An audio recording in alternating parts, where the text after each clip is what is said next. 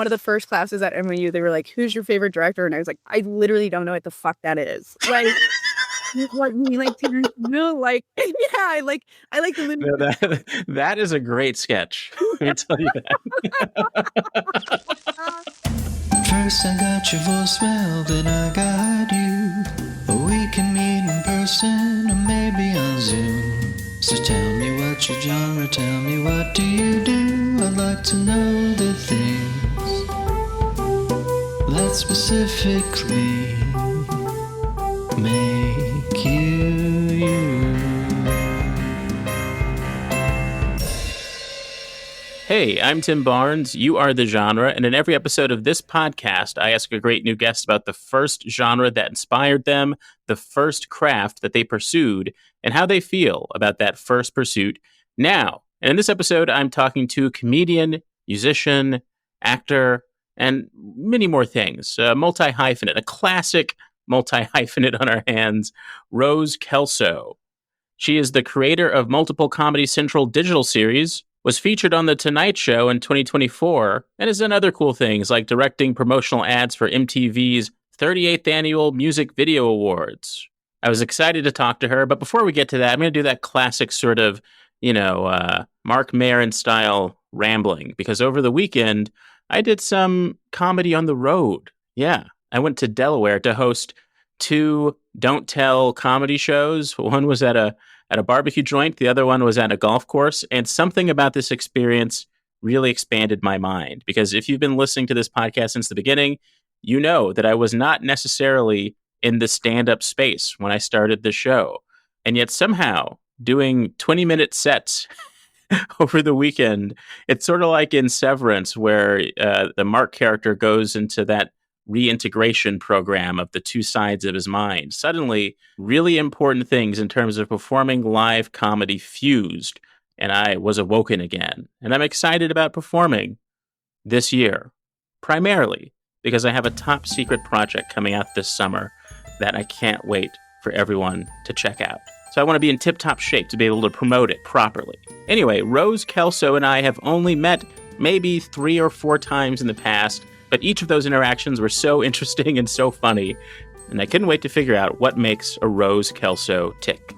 So here it is, my conversation with Rose Kelso. Let's start now. Okay. But we've never, we were connected through a job that we both once had. We both once worked for Comedy Central Digital.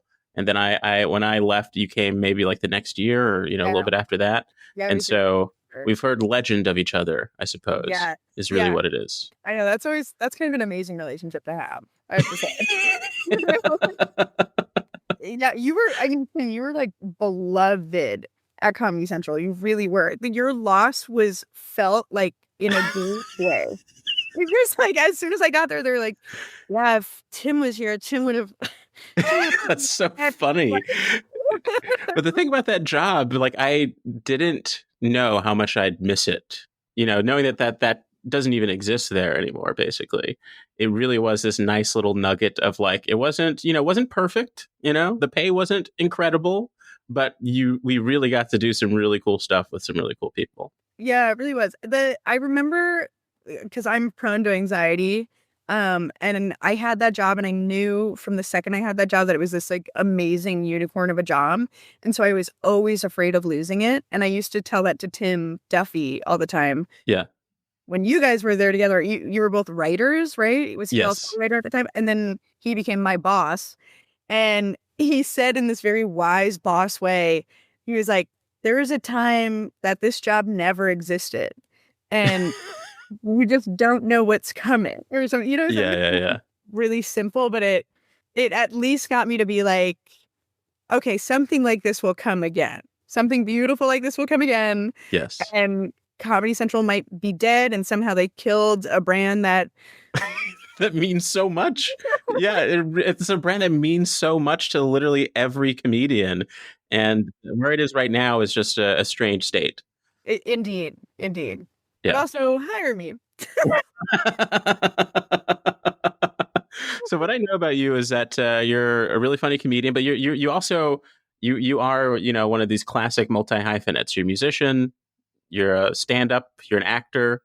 What else? You're an editor, I assume. You're a Yeah, I do my things to pay the bills. I think I put a little hyphen in there too. My social, whatever the fuck. I don't know. And I like rocks. Like I like minerals and rocks. So that I think goes in there somewhere as well. Okay. Let's dive into this mineral and rock thing.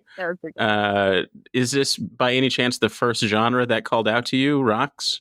Okay, so this is really interesting because I was thinking about this genre question. And yeah, I guess if we were to like be flexible with the word genre, rocks, yeah, I fucking loved rock minerals when I was a kid. I was a rock kid, absolutely. Wow.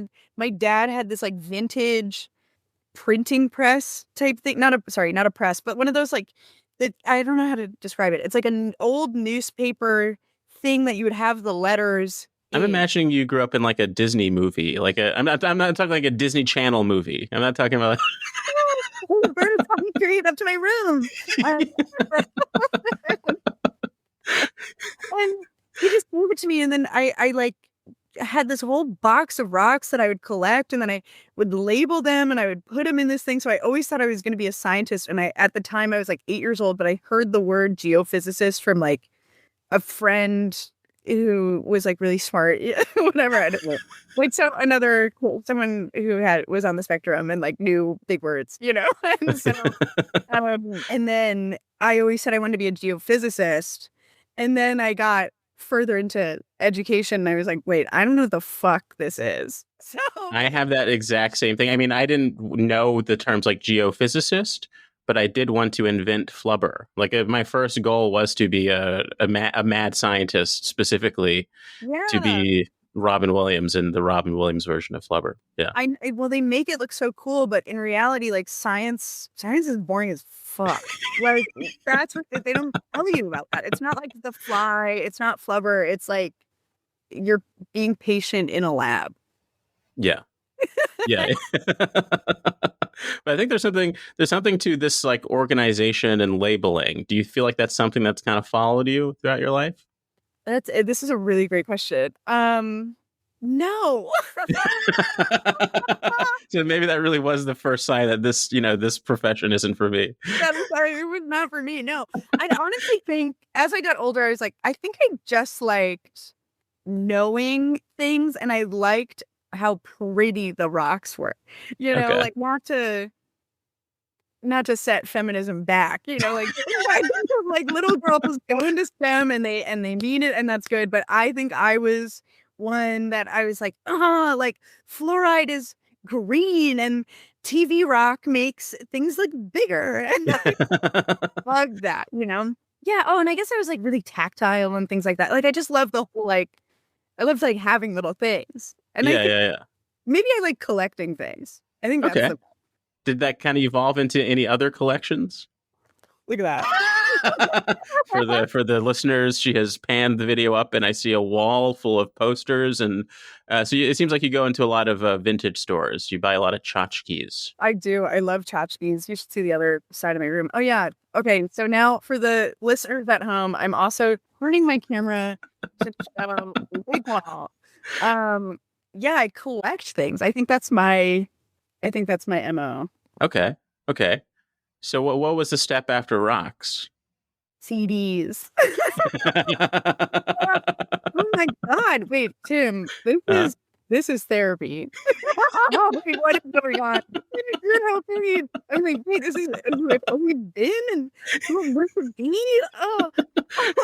Trying to get to the id. Yeah, we're getting to the id. For sure. We're breaking through the ego. I loved CDs. I always loved music. I was a big music kid. Oh my God, instruments. Oh my God, Tim. I collect everything. Like when I was really young, I started playing violin. And so maybe violin was like my first genre. Like I I was always a music kid. Maybe I'm like something with the senses. I don't know what it is. Yeah, the tactile. Yeah, the senses. That makes sense. Yeah, I like the senses. But not really the thinking about the senses, you know? Like I like playing the music. The theory is it gets heavy. But I started playing violin, and then as I got older, I was like, oh, I want to play piano, and I want to learn how to play guitar, and then I want to learn how to play mandolin because mandolin's the same strings as violin, you know? And so it did turn into this thing. All these things always turned into these like collective obsessions of like, oh, I need to be a multi-instrumentalist, or like, Yeah. like I could play vibraphone because I know how to play piano, you know? And then the CD thing, I mean, my parents were always like big collectors in that way too. Like we had like a whole wall of DVDs and then a whole wall of CDs as well. And we used to go to Barnes and Nobles, and they'd have like the clearance rack. My parents would always let me go get one CD, and then I would pick that album and like just really learn what was on the album. Yeah. And so that eventually turned into like a bunch of CDs. I mean, there's something beautiful about that. I think at this point, there's something almost rebellious about collecting things, because the modern world is like, oh, you have everything just on one device, basically. You don't need to have the tactile experience of looking at an album cover and reading what's on the back and all that kind of stuff. Yeah. I know it's kind of sad. I'm not a minimalist. I like having my little things, and I like having my themes of things. I like having like a knowledge of like a base. And it sounds like you like the cause and effect of like making sounds come out of an instrument, basically. Like I do like that cause and effect. I really do.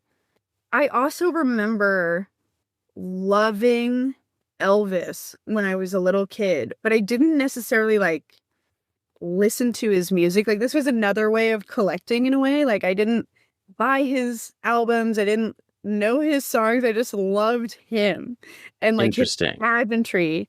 And then eventually that morphed into loving Frankie Valli. And honestly, I think that was probably just some like child sexual development. But I'm seeing some connections here. I don't know. I feel like I'm really in therapist mode, like more than usual in this podcast. But you liked the visual of the rock more than the information about the rock itself. Yeah. Then you liked these rock icons, rock music. You liked the visual of Elvis Presley more than the content of Elvis Presley himself. Oh my God. I'm like a vapid shallow. Winning. I'm gonna take a bunch of sleeping pills after this. No, I'm kidding. Also, my initials are Rock. I'm Rose Olivia Kelso. So, I think that's something. Yeah. But also like the way you described about the rocks, like this dazzling effect. You like the colors, you like the aesthetic of Elvis Presley, and you do have this unique ability when you're on stage. And I've only seen you maybe 2 or 3 times, but you immediately express a rare sort of joy, and it's a joy that is foreign to me as a performer. I think we all know the fake sense of joy that some performers can provide, but there is a switch, I think, when you go on stage, and I wonder if you can kind of define that. It feels like a dazzling effect similar to the rocks that you're talking about. Wait, oh my God. If I can define that, I mean, that's the nicest thing anyone has ever said to me in my entire life.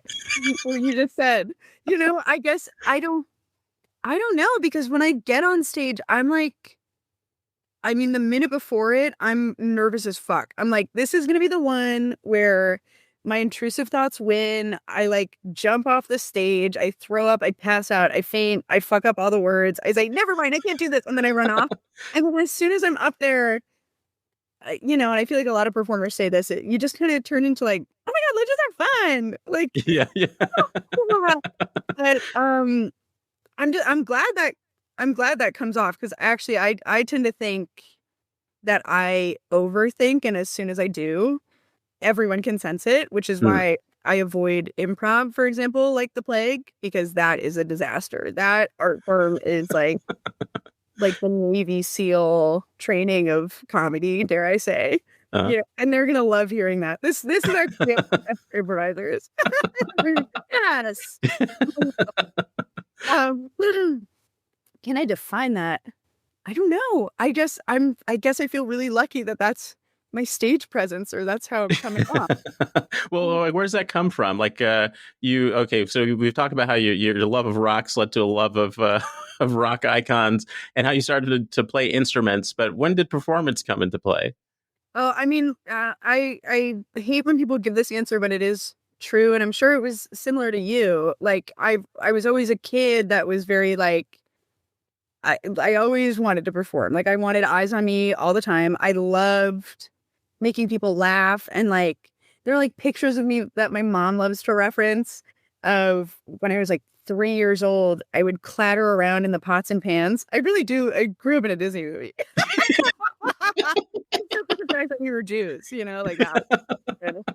Well, I think there's like a Jewish code to a lot of like they're never Jewish, but maybe it's because of the writers, honestly. Okay, never mind. Yeah, the writers were getting the rule. Fuck Disney. Anyway, I would like clatter the pots and pans, and then she would come downstairs, and I'd be standing in a pot, and I'd take out my binky and I'd wink, and he was always like, "What the fuck?" Like, she was crazy that my like 2 or 3-year-old just did that, So I think I hold that story pretty close to my heart. I'm like, oh, like this is like kind of how I'm wired. It, like, just getting up in front of people and making them laugh, Is it a big family? Kind of. I have a mom and a dad. So there are 5 of us, but there are 5 of you. Okay. 5 total. Five total. 3 siblings. Are you? Where are you in the pecking order? I'm the baby. The baby. Okay. Okay, Tim, we're really about to be therapy. Siblings are a lot older. They're like 12 and 8 years older than I. Okay. 12, 9 years older. So I was like the baby. I was like baby / only child. And so I'm certain that it came from that a lot. I think. Because in a way, like when you're a kid, I imagine it feels like you're kind of surrounded by adults. Like even your older siblings kind of feel like adults to you. So yeah, that used to be the joke in my family is, oh my God, you're good at this. What is going on? I used to say that I had 2 sets of parents and that my siblings were the stricter set. Oh, wow. Okay. Yeah. Well, it's funny because my siblings are both very STEM heavy.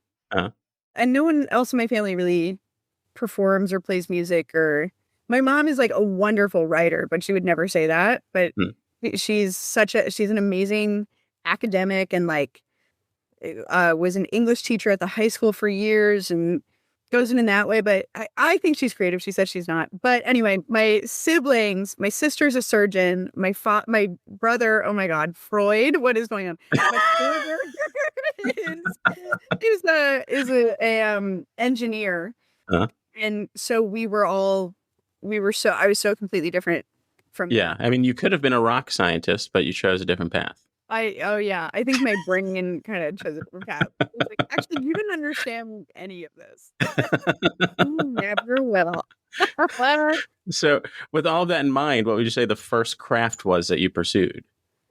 With all of that in mind, I would say I still think music was the first craft I pursued. In a serious way, music. In a serious way.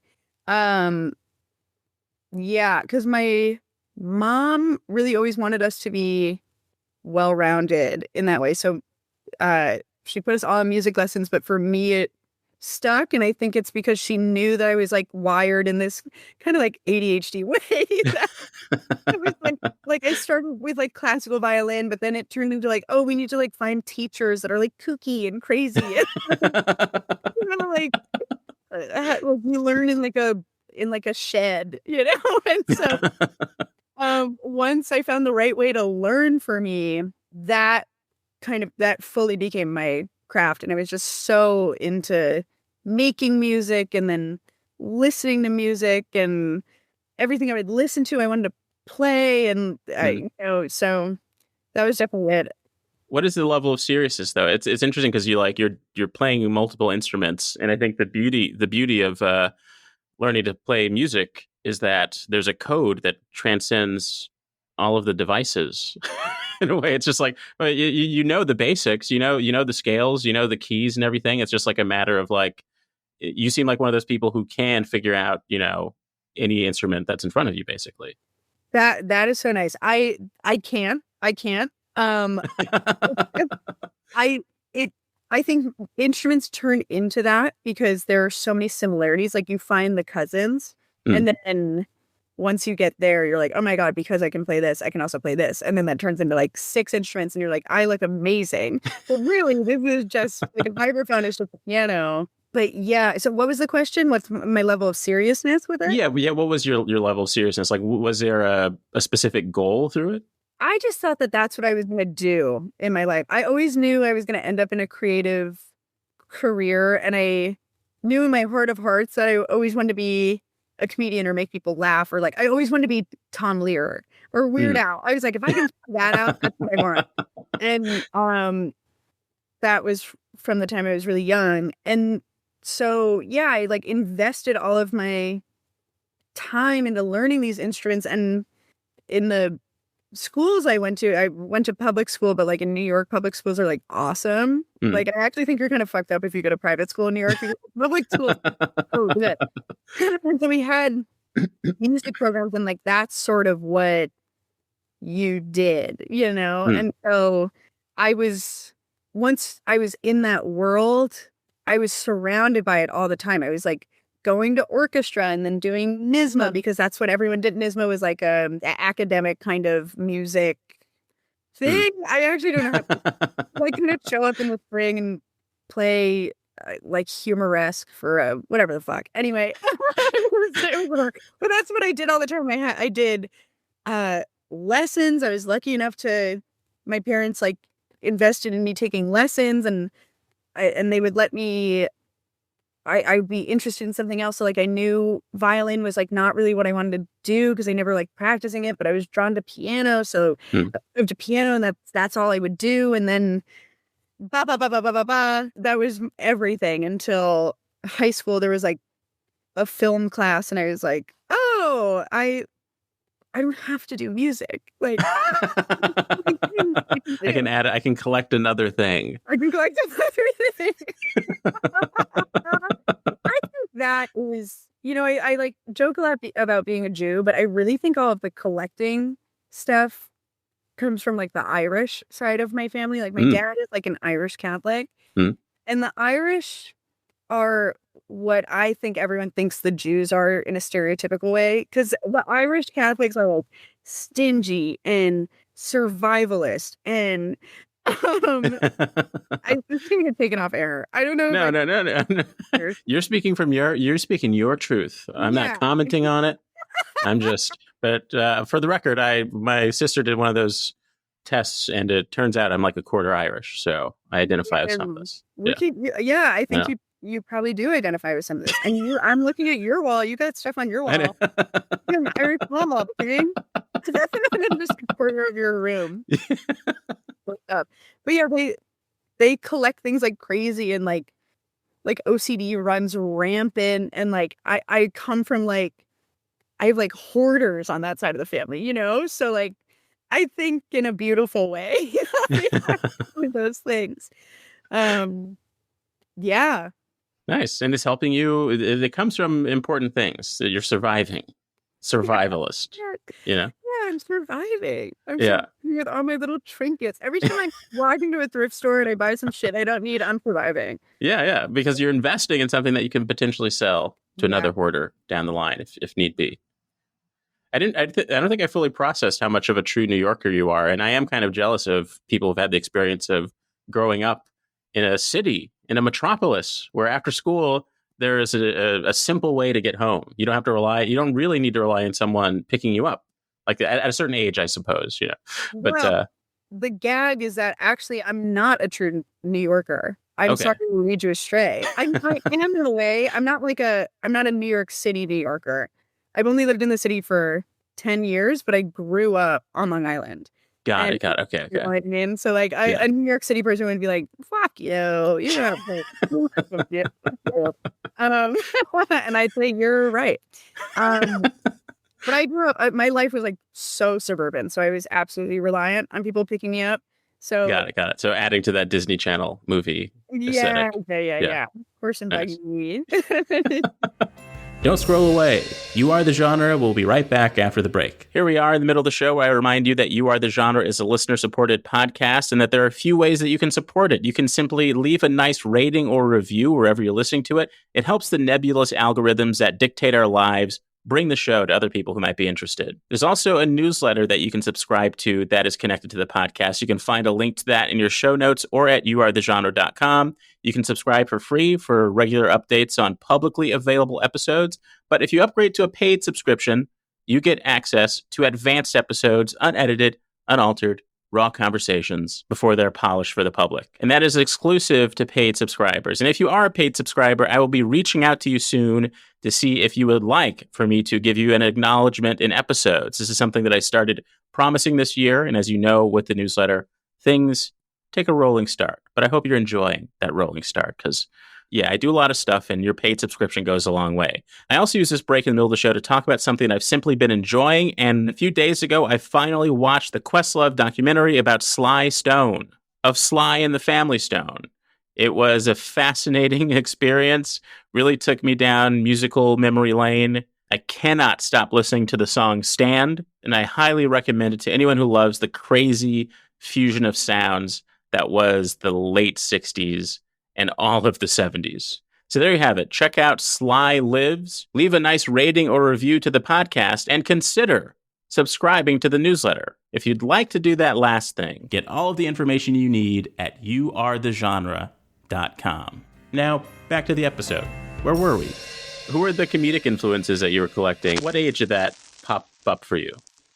So really great question. What age was I? I must have been in like second grade. I remember I was allowed to watch The Simpsons for the first time, and that blew my mind. And then I wasn't allowed to watch The Simpsons because I started saying crap all the time.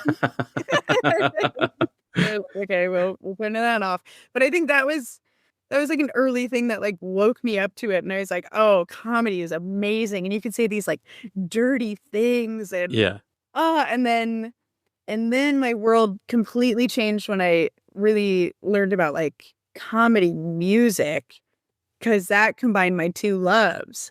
Yeah. And there's actually a Simpsons episode where they go, beans, oh beans, delicious in your mouth.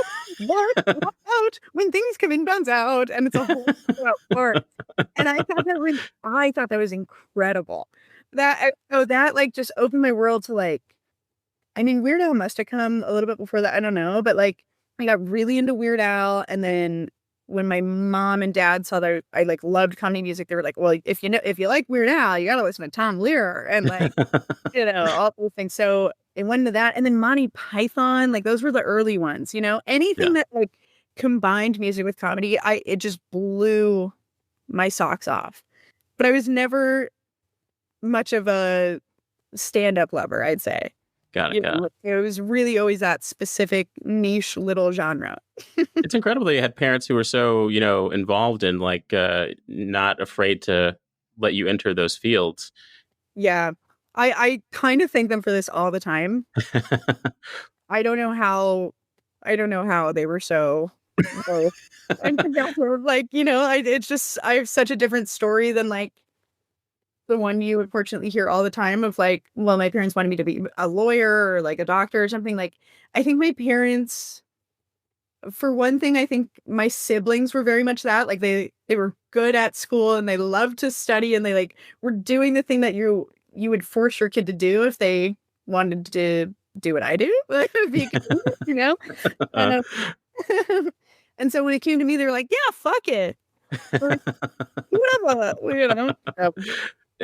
So this background of Irish, Catholic, and Jewish, like what does that give you some sort of like religious freedom as a child? Were there any like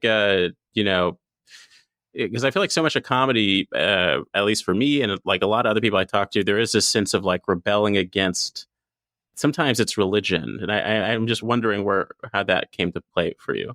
Well, I guess the Jewish gives me a lot of internalized guilt, and the Catholic gives me a lot of internalized shame.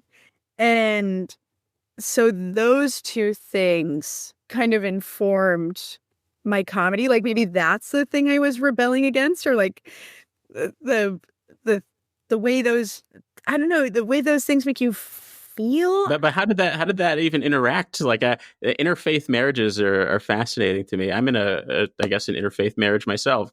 But like how was it confusing for you as a child? Actually, no. My dad never converted, but he was like, yeah, let's raise the kids Jewish. And my mom is a proud Jewish woman and was like, yeah, we're raising the kids Jewish. No, I don't, we're not doing that, or that other thing is. And I also think my dad always had such an interesting relationship with Judaism, because when he started dating my mom and like things got more serious and he was seeing what Judaism was, he was like, wait, this is amazing that you can like question things, like I think Catholicism, from what I understand, you're not really questioning things. You're like, no, that what is said is what you do, and then what the Pope says is also what you do, and you better do it, or else you'll burn and rot for all eternity. Something horrible. But and is Judaism the art of negotiation? Indeed. Oh, indeed. It's like in there. Like you hear like these crazy stories of like God told Abraham to like kill his son, and everyone's like, why would you do that? Why would you what? I mean, that's insane. Well, of course he would do it. Of course he would. The man gives you light and like his son, So I think that's kind of like in a nutshell. But no, it wasn't really confusing. It was pretty straightforward, but it was never really religious. And then it was all very secular. And then funny enough, like my sister became very religious, like very Orthodox. And that was really strange for the family, because it was just so not how we were raised or anything. And we always kind of had Christmas and also Hanukkah. And then my parents got divorced, and I've recently found out my dad is starting to go to church again. Oh, so wow. Now it's getting confusing.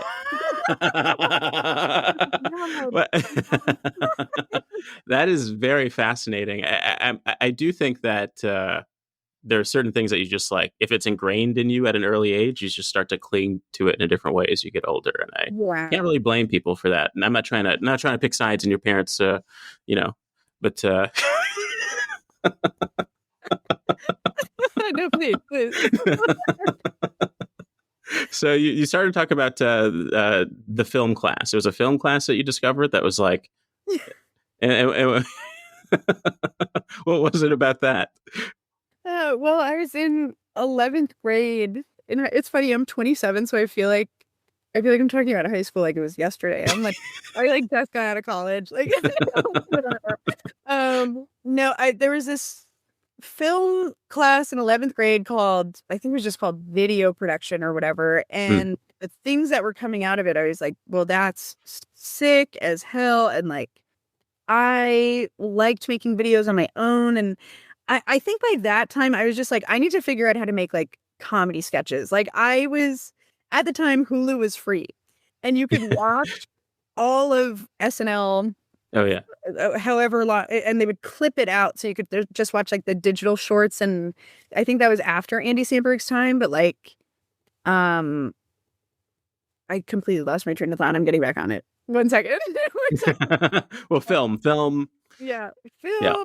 Bring me back. Anyway, so I was just like, I have to do this. I have to figure out how to make comedy sketches, and that will be my career, and I'll figure it out. And when you're that age, you kind of have this ego that's like, well, of course I'm going to do it.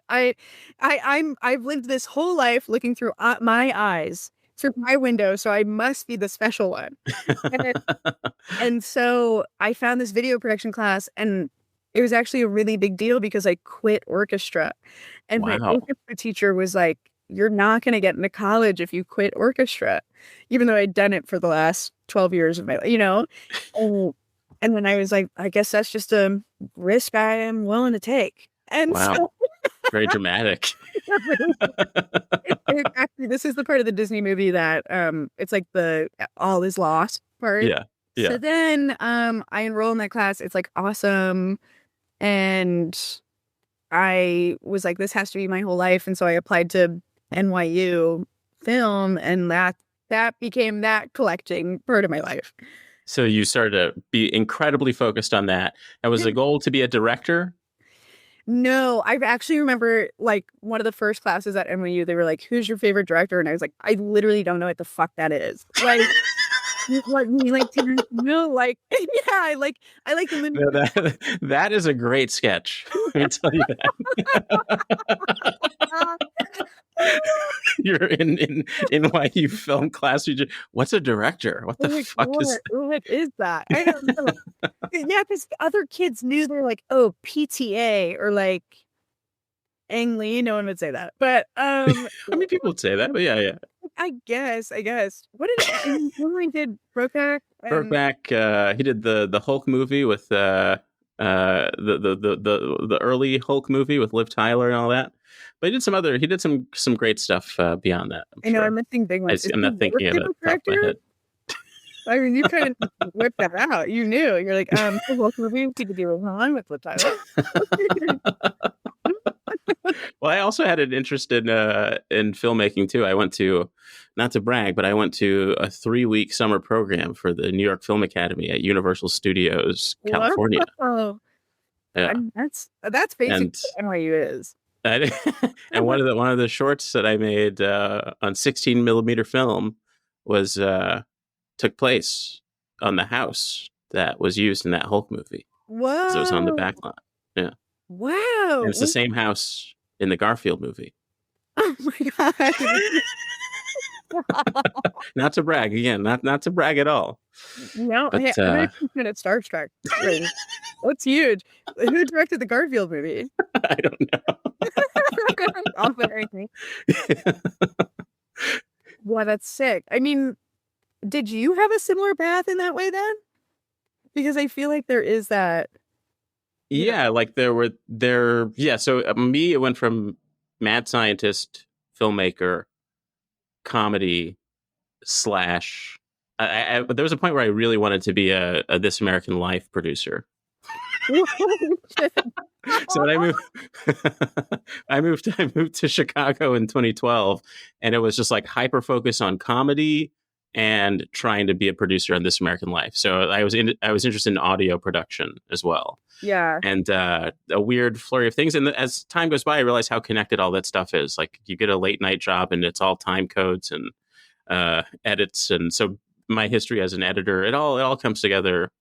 It's a benefit to have gone through that stuff. But I used to feel very crazy for not having a hyper focused path of like, being totally dedicated on stand up, for instance. And now I'm kind of happy that I've, I think titles are changing, and everyone has to have this constellation of gigs to do things, and there is no singular trade anymore, it feels like. Yeah, no, there's not. But I know it's funny, like multi-hyphenate, I know is a compliment and a virtue, but I'm also like, everyone is. Like, yeah. You have to be one.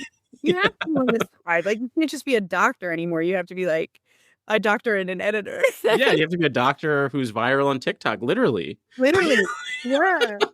Oh, that actually makes me so sad, that like faction of like doctors on TikTok. Yeah. I don't know what it is, because I think they all started in a good way, and they were like, actually, you should be using this ointment, or like people say this and it's wrong. And now it's just like, what's up, guys? Yeah. We're doing a surgery. What a breast implant tastes like. Yeah. And I think it's most fascinating with journalists. Like journalists have to have a brand now. Like that's the only transferable thing for them, because they can't rely on the system of these papers and institutions anymore. Like they have to be able to, amass enough for, if they get fired, they can launch a Substack that gets 1,000, paid subscribers. Like it's like everyone has to have a brand. We're in hell. We're like, I just talked to a friend truly like yesterday, who, when he got on this call with me, initially was like, I had like 4 creative calls today, and like I'm starting a TikTok with this person doing this, and this is and I just thought in my head, I was like, oh, that's crazy. Like, why are we doing this? And then as the conversation went on, he like revealed that someone said to him that casting agencies or like casting directors are now looking to fill a follower quota when casting their movies or TV shows or something. So you have to have, your cast has to have like a certain amount of followers to fulfill this quota, this arbitrary quota that was good. And I was just like, no way. Yeah. And it feels hellish specifically because of the political era we're in now too, where it's like, oh, you have to have 1 million followers on this app that's owned by this person who owns the president. Like, like right. Yeah. Yeah. Quite the pipeline we're in. Yeah. We're not getting out. It's like someone put us in like a circular tube and then shut the door. Yeah. I'm sure. I have to admit, I think my brain was so like, oh, this is like therapy that I didn't ask you any questions. No, I feel like this is fine. I'm the host. This is, I know, but I guess I was like sitting here because like this is how I am with my therapist. Is I sit here and I'm like, well, I'm gonna ask her about, but like she's gonna sing. No, she's like, don't worry about it. But I'm sitting here doing that with you, and then when you just talked about moving to Chicago, I was like, oh my god, right? Like I forgot that we hang out. Yeah, well, if any questions pop up, feel free to ask them. Yeah, I guess I don't have any. Okay, that's fine. That's cool. Let's move on. No, I wanted to ask you about your upbringing and like the mad scientist thing, and then were you like good at science? Were you good at STEM, or did you have a similar thing where you were like, wait, I don't care about like the velocity of a ball, Yeah, I had the exact same thing. Like I was horrible at math. I couldn't figure out all that stuff. I do think I feel like I've become very much like a hippie-ish kind of thinking, but there is I start to notice this connective matrix between crafts and skills. Like I do think that like if I had focused on music and math in a more concentrated way, I think there's so many correlations between music theory and mathematics. And I kind of get a little obsessive about like, oh yeah, I think we kind of get lied to about the specificity of things, but things are far more connected than they're presented to be, I guess. Yeah. That is so true. That is so true. It's funny. My dad always said that I was good at math, even though everything proved that I wasn't. It's not like I'm like not being humble. It's not like, oh no, I wasn't good at math, and then I was like in BC Calc. Like I was horrible at math. And I mean, my dad would say that I was good at math because I understood music and music theory. And it's true that like they're the same. They're the same. Like you're doing fractions and you're doing subdivisions and but it's just taught in this, or it's like it's taught in a strange way. Like all these, when you get to like geometry and stuff, and they're talking about shapes and the speed of things, it's like, it feels like, they should get to a better storyteller to describe this stuff, because it is a sort of like spatial thinking that I think is similar to when you're reading a novel. That would be helpful for learning this stuff, because it's so abstract. And no one describes it in a way where it's like, what does this sphere have to do with me right now? That's kind of where I was as a kid. Like, yeah, you have to be connected to it. Otherwise, like what? Isaac Newton sat under an apple tree and like came up with calculus. Like, what are we talking about? Yeah. One who does that really well is, did you ever see Donald Duck in Math Magic Land? No. Okay. That's some shit that'll make you love math. They explain geometry in this amazing way with like a pool table. Oh, wow. Yeah. I'm like really drawing from like a 25-year-old memory. I haven't seen this in years, but they like shoot this pool ball, and then the pool ball makes like the hypotenuse, and then again, and it makes this, and then you're like, what's the distance? It was like amazing. It was so, yeah. I was like, yeah. And I care about the like pathos of this billiard table, like I want to figure out the distance. It's important, so You ever hear of Howard Gardner's theory of multiple intelligences? I think I have heard of that. I haven't heard the name, but I've heard that multiple intelligences That phrase. kind of got me through, and it's basically speaking to what we're saying right now, Yeah. on NPR, and like citing all these references is amazing.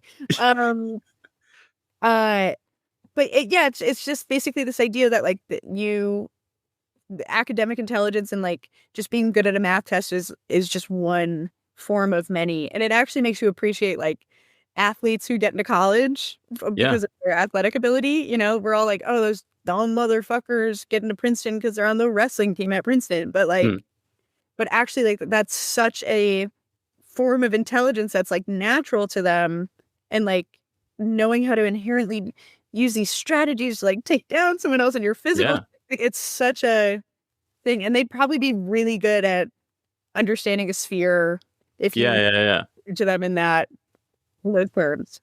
You know? Now you're getting me wanting to invent a sport that is a math test. That isn't. I'm sure someone's done that. Never mind. Let's move on. Have they? Hold on. Wait, I'm gonna let you click. Hold on.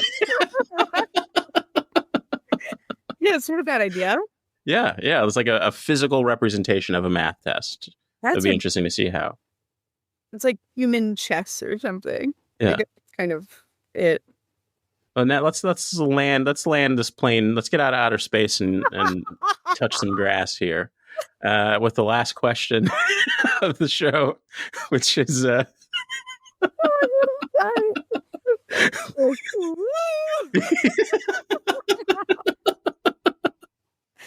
Well, yeah, we got all the way to sport last test. Yeah. Wait, whoa. How do you feel about that first pursuit of music now? I am so grateful to it, and grateful to my parents and my siblings. My brother was the first person to like show me that you could figure out music without reading music. You know, he would like sing me something and be like, play this on the piano. And, like, don't ask me what the notes are, you know? And so I think learning anything like that, like any kind of craft when you're young like that, is so important, because it, for one thing, teaches you like this discipline of practice. And you really, I wouldn't say you see the payoff until you're older or in your 20s. Like I see the payoff now because I'm like, no, it's like all these collective years of like learning scales and learning whatever that makes me so comfortable just sitting at a piano and like, and being able to do what I love, you know? And I don't know what came first, if it's like a really spiritual thing that like I came out of the womb and I was like meant to be a musical comedian or something,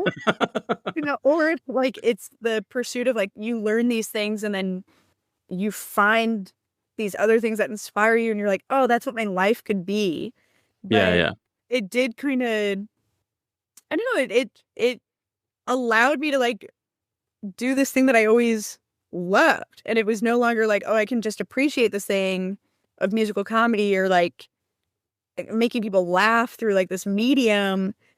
It like now I can like do it. I can be a part of it. And like, and now I have a craft, which is sick. Like having a trade or craft is like the best feeling ever. And to full circle it, it's kind of like collecting things in a way. You're reminding me of how there's something so specific about a violin solo, and you started off playing. That was the first instrument for you. Yeah, the violin. When you see a great violin solo, it makes me sad in a very beautiful way, because the violin is such an isolating instrument to me, because there's not many in the modern world social reasons to play that instrument. No one's fiddling, you know. So it makes me think of so many, you know, lonely nights practicing that instrument. Oh my God. When I see someone do a solo, it's like, and this is the grand payoff. Now you've got, you know, a crowd of people watching you do this thing. But let's talk about that. I can play therapist now. sad, brooding instrument. It kind of is. I don't know. Like, does that not? Do you not connect with that? Did you have joyous experiences practicing that instrument? Well, the gag is that I really did not practice violin. I actually kind of fucking hated the violin. But I really never practiced, and so no. I guess my experience with violin was like always in a group because I was always at orchestra. Oh yeah. I was doing with a full orchestra, or like I had a lesson where I was playing with a teacher, and so, but then I wasn't, sure as fuck wasn't practicing on my own, but I just never really loved the sound of it. And I think if someone taught me how to fiddle, I'd probably be like Rose the Violin Girl now. But yeah, like doing Suzuki, or is like, Jesus Christ. Mississippi hot dog. Yeah, it's such. Yeah. So yeah, I guess I don't get sad from it. I get a little like, why would you do that? I'm like, yeah, good for them. Good for them. Like this idea of your inner monologue at a concert, at a concerto. Oh wow, look at you. It's the first violin film harmonic from Mrs. Jersey. Yeah. Yeah. Well, I think that was a great full circle to this conversation. Thank you. Thank you. Thank you for this conversation. I think I learned a lot. I think collecting is an amazing quality that I've yet to explore. Do you have any rocks in your house right now? Oh my God. No, I have them in a storage unit. All of those little rocks are in a storage unit. Oh my God, that makes me so sad. Oh, that's right. They're so sad. They're probably like wondering why I haven't touched them in years. I mean, a rock probably is a great symbol for this conversation too, ultimately. Yeah. Because what makes a rock? Wow, a collection of smaller rocks and sand and love and time. And time. I was like, wait, maybe none of these are the right. Again, I never knew anything about rocks. I just like a rope. So. All right. Thank you for joining me on the show, and I hope hope it wasn't a waste of time. Oh, hey, not at all. If anything, it gets added to my craft. Nice. Well, make sure to keep listening to You Are the Genre on NPR. Shout out to our producer, Amy Salad. Do you ever listen to Fresh Air? There's a producer named Amy Salad, who I'm just amazed that that's someone's name. I'm sure she's great. Like the dish? I believe so. I've never really looked it up, but I just love hearing Terry Gross say Amy Salad at the end of episodes. Yeah, gross salad glass is like a wild combo of. Those are just nouns. They're just not even real people. And that's the show. Big thanks to Rose Kelso for joining me. For more information about her, visit rosekelso.com. Freddie Nunez created and sings the You Are the Genre theme song, and Adam Smith produced it. This is Tim Barnes signing off with your weekly reminder that you are the genre.